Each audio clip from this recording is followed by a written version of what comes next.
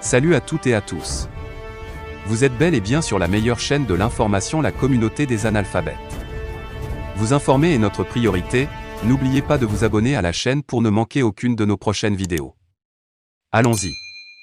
Plusieurs mouvements, associations et partis politiques ont organisé un point de presse ce samedi 9 avril 2022 pour apporter leur soutien aux forces armées et sécurité du Mali concernant les événements de Moura.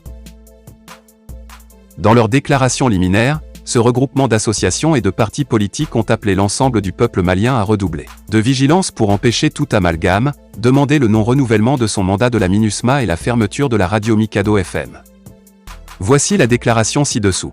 La guerre au nord, qui est, nous le savons tous, la suite logique de l'intervention de l'OTAN en Libye en 2011 avec ses innombrables cas de massacres, ses cortèges de déplacés et de réfugiés, n'a cessé de se métastaser sur tout le territoire de notre pays, voire le Sahel sous le regard complice de certaines puissances se disant partenaires du Mali. Des centaines de villages ont été décimés, des milliers de civils et militaires maliens tués et le pays occupé à plus de 2/3 par les forces terroristes. L'insécurité a gangrené tout le pays. L'État était au bord du gouffre. En clair, face à ce tableau très sombre, aux yeux du peuple malien, une rupture s'imposait. C'est ainsi que le peuple malien a décidé d'accorder tout son soutien à son armée nationale, seule institution républicaine encore crédible et s'est vue en harmonie avec elle, surtout qu'elle n'est plus à la solde d'une quelconque classe politique, organisation internationale ou puissance coloniale. La nouvelle posture de nos forces de défense et de sécurité, c'est-à-dire leur réarmement matériel et moral en si peu de temps avec la diversification de ses partenaires, a été perçue comme une heureuse initiative par tous les Maliens. Depuis décembre 2021, sa décision d'aller à l'offensive, en traquant l'ennemi jusque dans ses derniers retranchements, a permis de protéger davantage les populations et de leur garantir une sécurité réelle, en témoigne le retour massif de plusieurs dizaines de milliers de réfugiés chez eux, ce qui n'était point possible pendant les 9 années de présence de Barkhane, de la MINUSMA, du G5 Sahel et autres.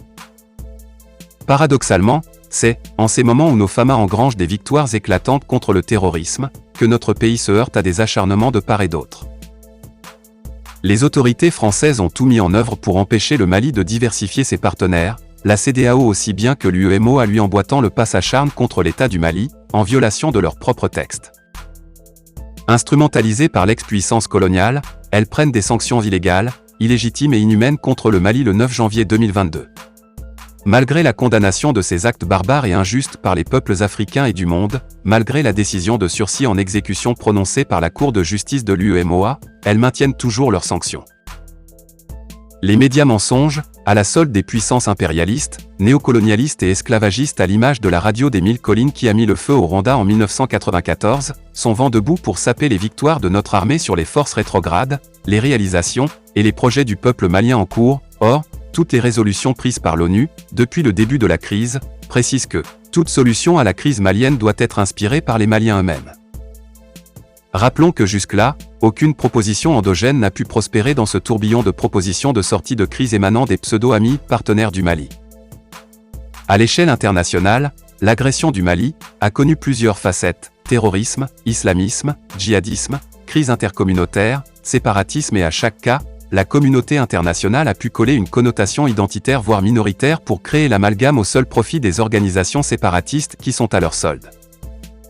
La montée en puissance des FAMA pour faire du Mali un havre de paix devient une épine dans la plante du pied des partenaires dont l'agenda est tout autre. Malgré tout, les forces subversives persistent, car depuis un certain temps nous suivons avec beaucoup de consternation les allégations mensongères faisant état de tueries de civils par l'armée malienne dans une opération anti-terroriste dans la localité de Moura, région de Mopti, des affirmations démenties par la DIRPA et par les habitants de la localité, qui s'en réjouissent plutôt. Nous, peuple africain du Mali, faisons observer ce qui suit. L'armée malienne, qui est multiethnique, poursuit bien sa montée en puissance dans le seul but de libérer le territoire national et assurer la quiétude à nos populations sans aucune distinction, ethnique, sociale ou communautaire. Les allégations mensongères contre l'armée malienne visent un double objectif: saper le moral de nos forces et monter les communautés nationales les unes contre les autres. En effet, l'ennemi, tapi dans l'ombre, est dans un complot ourdi depuis plusieurs décennies, et par plusieurs acteurs. Cet ennemi est enfin démasqué, ses techniques sont aussi identifiées.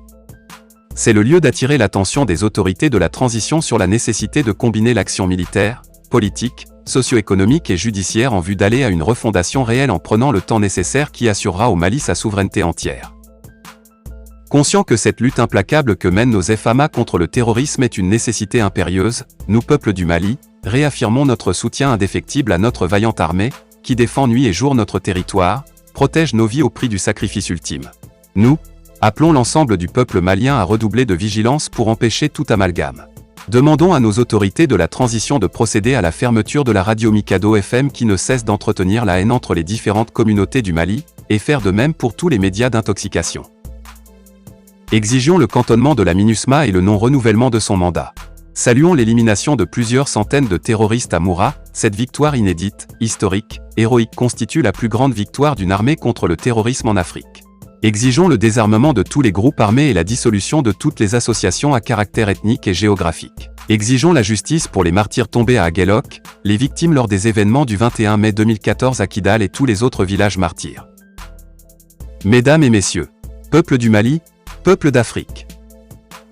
Les crimes perpétrés contre les Ivoiriens en 2010, par certains responsables actuels de la CEDEAO, lors de la rébellion engendrant une guerre civile dont Blaise Compaoré a servi d'arrière-base, les crimes contre le peuple libyen en 2011, les 11 soldats maliens retenus en otage par Ansardine, tués par un bombardement de l'aviation française dans la région de Kidal à Abébara dans la nuit du 23 au 24 octobre 2017, les Maliens tués par la MINUSMA à Gao, les victimes de Serval à Konna.